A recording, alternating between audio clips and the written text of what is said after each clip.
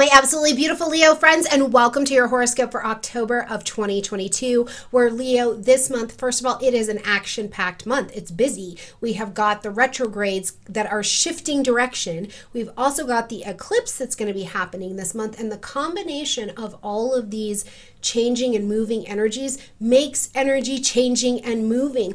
So there's a lot of really dynamic shifts that are going to be going on. And I will tell you, as we're traveling through your fourth house light, your stuff around your family structure, home, family, real estate, property is really a very big focus in the general for you this month. And I'm looking forward to telling you all about it. I do also think I had a very specific thought about what this Saturn direct is going to bring to your table. So Leo, let's jump in here and see what's going on this month. Now, first thing to be thinking about is that even though Mars does not take its official retrograde until the end of the month, Mars is slowed down, getting ready for this retrograde as we come into this month. So our planet of get up and go has kind of got up and went, okay? So there is not this like hustle and flow energy unless you have Mars retrograde in your chart, and you may actually be finding that this is a little bit more comfortable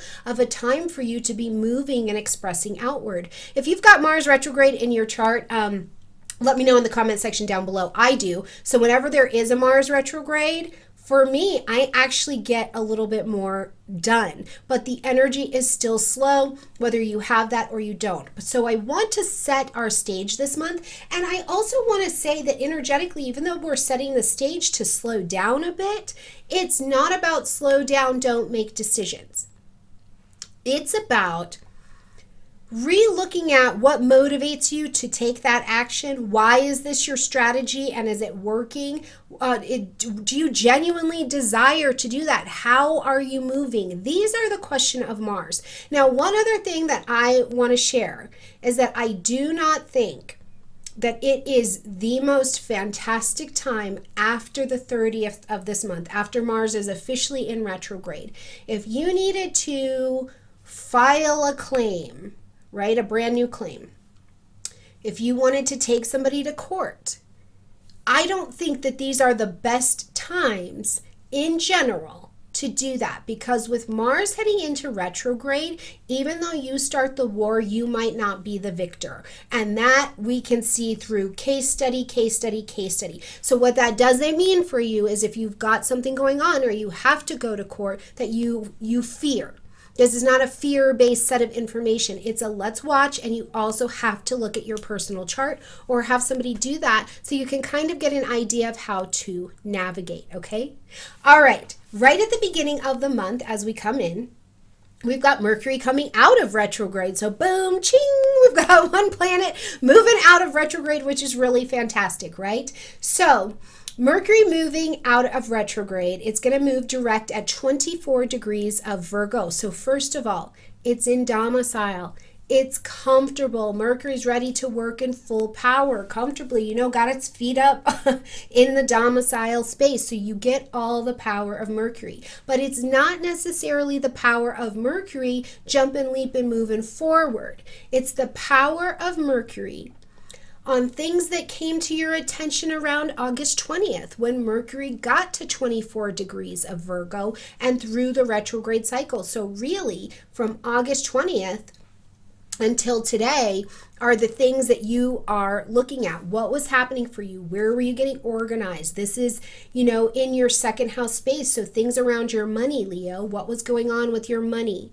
Things that you valued. And I really want to put weight into things that you valued. Also, right? Do you value time with your family? How are you valuing yourself? What's your own self-worth, belief, and structure? Also, though, just money. Second house, how do you make money? How do you bring things into your life? What are the possessions you have that have value? All of these things are things I want you to go back to and see how this Mercury and Virgo energy, you're going back to make those decisions now or do the reorganization, okay? Now, as we get to the 8th, we're going to see Pluto come out of retrograde at 26 degrees of Capricorn. On April 29th, Pluto moved into It's retrograde in Capricorn at 28 degrees. It only moves just a little bit. So now we're back and coming direct at 26 degrees of Capricorn. This is in your sixth house of daily routines, health, wellness, all the mundane things. So not your career, but your job. Like, what are the daily tasks you do at work? What is your daily role in your family? Are you a caretaker in some way, right? Like all of these things, mental health and wellness, I put in here as well. Things having to do with, it's like a person, if you're the person and you do the job, not everybody likes you. It's not that you're bad, they just don't like the job. Now, my prime example of this are like people at workman's comp, right? They're not bad people. The system sucks for the most part, right? So it's like that. Or the IRS, not bad people, but we don't love to interact with that entity. So things could be coming back to your table, and things have either died off and been destroyed, pulled down, you've had to work on them, and now as Pluto is direct, you can see things moving forward again now, but they're transformed in a little bit of a different way, okay? There's a real depth in that. And because Pluto has been working on this sixth house for you for years, this is not new information, but these last couple degrees I think have been really powerful. It also, again, leads me to my signature question for you with this fourth house all lit up. Who are you? Let me know if this is you in the comment section down below. But are you going back to your family in some way? Are you going back something around the mother or the father? You're going back to it. Maybe you haven't seen your family in a long time and you're doing like a family reunion. Like, what are you going back to in a daily way? Because it's like old, right? It's an old connection to family, but you're going back to it in a reinvigorated kind of way. So let me know if that's you in the comment section down below. You're going to hear me talk about this again with Saturn, and then of course all the fourth house that lights up as we come into Scorpio season. But before that, on the 9th, we've got a full moon at 16 degrees of Aries, okay? So the full moon asks us to end something, acknowledge something, or make an adjustment. For you, this is in the 9th house space.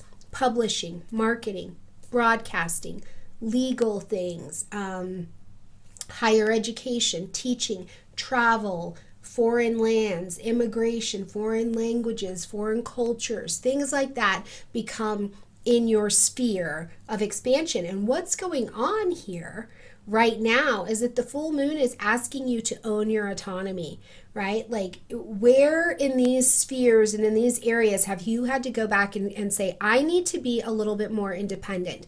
Because the full moon is an opposition. It's the opposition between the me and the we, right? Like, my family thinks I should be a freaking lawyer, and it turns out, I want to go into the military, or they think this and I got to do this. And so somewhere in there has to be a compromise. You know, I want my business to expand, but I hate social media, right? Like, what is that? But I also think too, it's still another traveling signature for me of going to see somebody. You are taking yourself to go do or to see someone, okay? As we get to the 10th, Mercury now moving again more forward because it is direct. It's back into the energy of Libra. So this is, of course, going to light up your third house space of conversation, communication, decision-making, contracts, siblings, just saying family, right? Or any people that you communicate with, writing, websites, teaching, classes, studying, all of this. Mercury's coming into a third house vibration where it's typically very, very comfortable. Okay. Now remember, this could still be travel plans. You're making it off of old information because Mercury's not out of its post-retrograde shadow time. It comes out of post-retrograde shadow and is fully moving forward. New territory, October 16th. Okay. Now the 23rd, pile it on, friends, because it gets busy. Your fourth house lights up. First of all, we've got Saturn coming out of retrograde in the energy of Aquarius. Now that, my friend, is not your fourth house, okay? Not there, but that is your seventh house. This is the relationship house, conscious, chosen, one-on-one relationships, whether that be a husband or a business partner, contracts that you've committed to. You've created a marriage by joining some things together. Relation in your life, the relationship of you with divine order. Seventh house is about places we have relations and commitments, okay? Now, Saturn went retrograde June 4th at 25 degrees of Aquarius. So pop back. What was going on for you in this like social energy of your seventh house? Aquarius is social, it's busy, right? It's innovative. Okay, we've got all of these qualities that are going over there, and it's relatively friendly for the most part. But Saturn in Aquarius has been a lot about tearing down structures that used to be there. They don't work anymore. They can't come forward. The vibe is old. Get rid of it. You know what I mean? And at first, if your foundation is not stable, it can feel like doubt. It can feel heavy, like it's this heavy weight of my relationships, of my commitments, of what has been. And as the structure, as the maturity and the leveling up comes here, you feel more able to make and to take on commitments in this area, or to let them go if they're not the right thing for you, okay? So as we see Saturn out of retrograde, ready to move direct at 18 degrees of Aquarius, evaluate what's been happening in your relationships from June until now, okay? Now, later in the day, we have got the sun moving into the energy of Scorpio. Happy birthday, Scorpio. Venus moving into Scorpio. And then just a couple days later, we're going to have a new moon solar eclipse at 2 degrees of Scorpio. All of this, Leo, lights up your fourth house space. There are shifts and shucks and jives and transformations, movement available in your fourth house. Home, family, real estate, property, your history, your upbringing, things with your parents, your own psychological foundations and reactions to this world all sit in the fourth house. Now, with all of this packed into this fourth house space and Mercury coming along in just a few days as well, one of the things that does occur to me is, your interactions with family, right? What's going on in your interactions with your family? Is someone coming into your home? They're leaving your home. You're going back to their home to see them in some way, shape, or form. What's the connection? But I also think in Scorpio, that is deep. It is deep. It is probing. So we're below the surface of, oh, Aunt Judy, it's so nice to see you. It's like I am genuinely getting healed from that resentment that I had at Aunt Judy. And I realize she's just doing the best she could, right? There is a deep churning, digging, satisfaction and release that I think is available for transformation as this eclipse is here. Now, in terms of the eclipse energy, let me say this first. What was going on in your life last year in October? What was happening around your family? Every year, Leo, at this time, family zone heats up for you as we come into Scorpio season. So no surprise, just look back in your life. Every October, what is going on for you? Now, in terms of the eclipse, a couple things to look back to. First of all, what was happening here in your life in 2014? What was going on? Because this could be your signal of some rejuvenation that is happening. It can also be that you flash back beyond that to 19 years ago. What was happening in your family life where there was transition, healing? Sometimes transition does look like death or somebody leaving or a male being absent in some way. We can see those signatures. But remember, more than anything, this is a time of great shedding and transformation that is available to you. And I don't mean that in any woo-woo term. I mean, if your emotional life and at the depth of you in the Scorpio, right? Because Scorpio's not afraid to go to hell and back, the depths, the gross emotions we don't want to talk about. And that includes the ones where what I do brings me so much joy because I'm scary level good at it. Scorpio is willing to help you become unburdened from what sinks your ship, your emotional life, and instead let you gain access and drive and passion to the power that comes when we let it live free.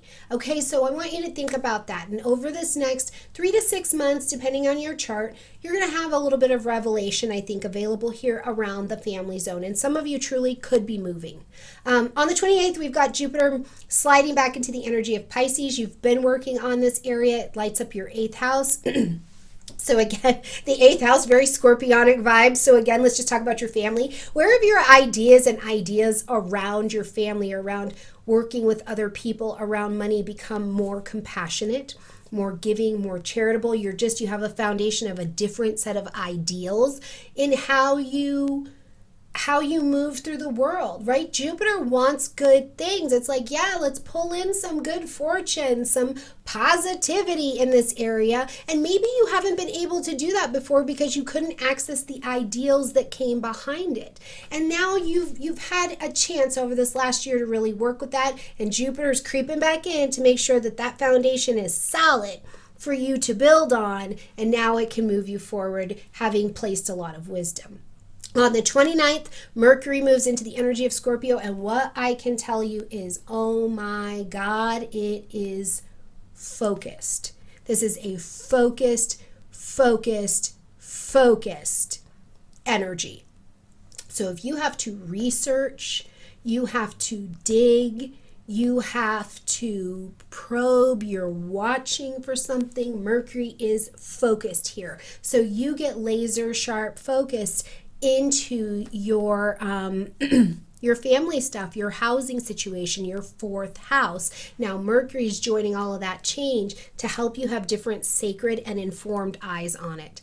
As we close out this month on the 30th, we have got Mars stepping into its retrograde. So really consider from September until March of 2023, we're dealing with Mars in Gemini signature energy here. And it is not about stop, hide under a rock, but it is about reevaluate why you're doing, who's in your network, how you're doing that, who are your friends, what's going on with your social media, what are your aspirations in the world, Leo, what do you want to do here, what are you meant to do, and who's supporting you while you're on your way to getting all that magic done.